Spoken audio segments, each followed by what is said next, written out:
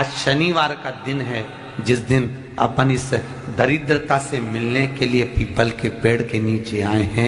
हिंदू धर्म में ये दिन पीपल के वृक्ष के लिए पूजनीय होगा। जो भी शनिवार के दिन पीपल के वृक्ष की पूजन करेगा, दूध चढ़ाएगा या मिष्ठान का भोग लगाएगा, लक्ष्मी और नारायण उसके घर में प्रवेश कर जाएगा। लक्ष्मी और नारायण उसके घर में प्रवेश करेगा। इसलिए नियम बनाया। कौन से दिन? शनिवार।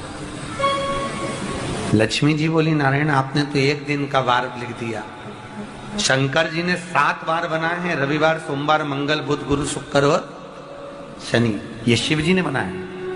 अब एक दिन आपने अपना बना लिया, बाकी के दिन अगर कोई इस पीपल के वृक्ष के नीचे आएगा और यहाँ तो दरिद्रता बैठी है, तो उसका क्या होगा?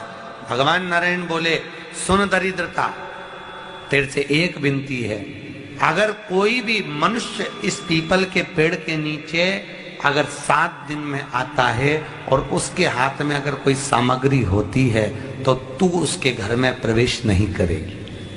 नियम में पीपल के वृक्ष का या तो पानी का लोटा लेकर जाओ, कुंकू का चोपड़ा लेकर जाओ, शक्कर लेकर जाओ, या पेड़ के नीचे चींटी को डालने के लिए आटा ले जाओ, पर खाली हाथ पीपल के वृक्ष के नीचे कभी मत जाओ, कभी नहीं जाओ।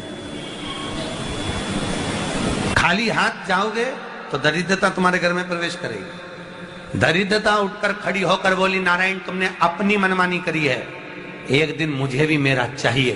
भगवान ने कहा, बोल कौन सा दिन चाहिए? दरिद्रता कहती है, रविवार के दिन इस पीपल के वृक्ष के नीचे मैं दिन भर नृत्य करूं, इसमें रहूं, और जो यहाँ आए रविवार को मैं उसके घर में प्रवेश करूं। भगवान ने कहा, ठीक है।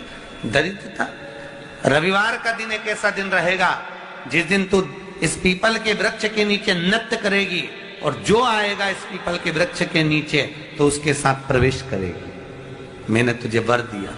इसलिए हमारे यहाँ केवल पीपल का वृक्ष अगर दीवार में भी लग जाता है ना, किसी की फैक्ट्री की दीवार में, किसी के घर की दीवार में पीपल का वृक्ष अगर लग जाता है, पीपल का पौधा लग जाता है, उसको कितना भी तोड़ लो वो वापिस लग जाएगा। फिर तोड़ोगे फिर लग जाएगा। अगर पीपल के पौधे को तोड़ना है तो केवल रविवार का दिन एक नींबू, एक मिर्ची और बमूल का कांटा, ये 3 चीजें रखने के बाद में आधे घंटे बाद रविवार के दिन पीपल के पेड़ को उखाड़ कर फेंक दो। दूसरी बार कभी पीपल दीवार में लगता ही नहीं, कभी नहीं लग सकता। केवल एक रविवार का, केवल एक संडे, इतवार का। घर में दीवारों पर अगर पीपल लग भी गया है, इसलिए पीपल के वृक्ष को उखाड़ने का, अगर घर में पीपल लगा हुआ है या पीपल का पौधा हमारे घर में लग गया, उसको उतारना, निकालना, लगाना, तो पीपल के वृक्ष को अगर निकाला जाता है तो रविवार के दिन, और अगर पीपल के वृक्ष को कहीं लगाया जाता है तो सोमवार के दिन या मंगलवार के दिन, बुधवार के दिन, इन दिनों में लगा सकते पीपल के वृक्ष कहीं लगाना।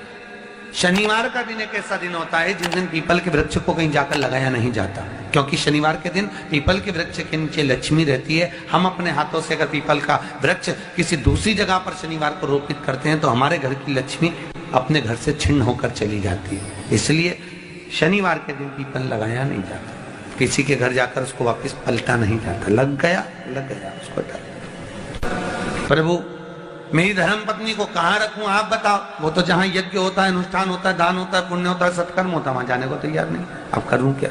भगवान ने बोला, एक काम करो। दुर्वासा जी बोले, जिसके यहाँ रात्रि में बर्तन झूठे पड़े रहते हो उसके घर में इस दरिद्रता को लेकर तुम प्रवेश कर जाना।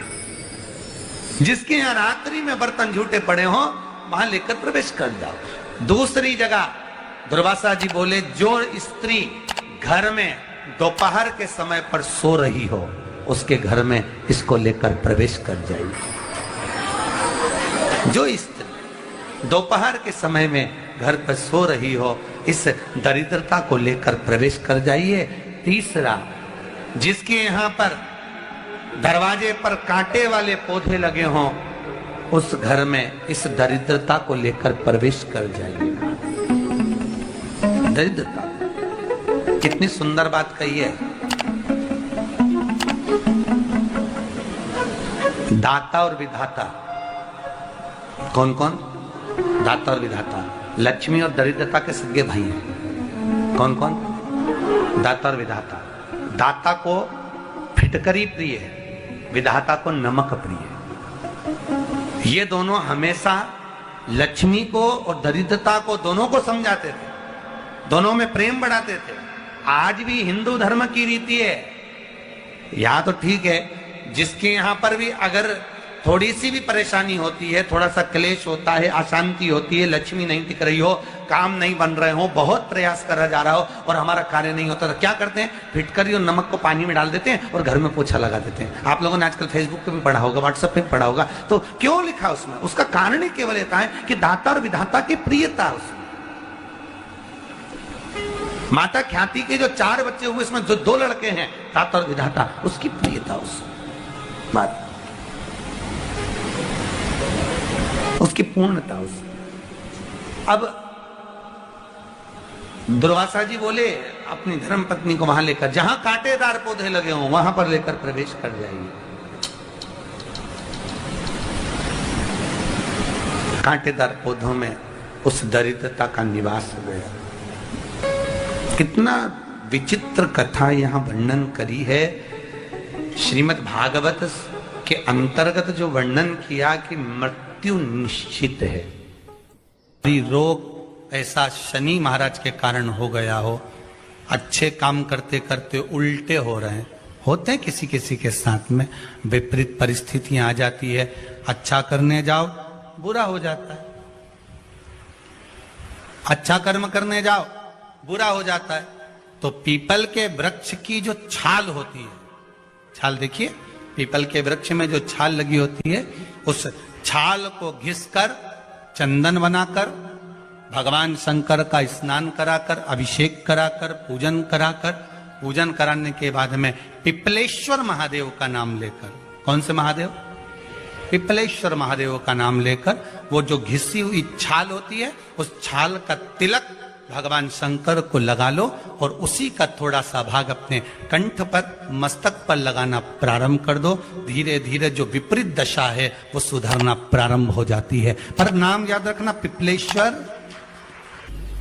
काशी में जो शिव जी की स्थापना कौन ने करी? काशी में जो शंकर भगवान बैठे उनकी स्थापना करी थी शनि महाराज। किसने करी थी? शनि महाराज ने। क्योंकि भगवान शनि महाराज को उनकी माता के द्वारा श्रापित हो गए और शनि महाराज कांपने लगे। शनि महाराज कांपते कांपते, मैं जाऊं तो जाऊं कहां, करूं तो करूं क्या? महाराज, शनि महाराज दौड़े और दौड़कर भगवान भोलेनाथ के पास पहुंचे। हे शंकर, त्रिकालदर्शी, कैलाशी, अविनाशी, कृपा करिए बाबा भोलेनाथ, कृपा करो।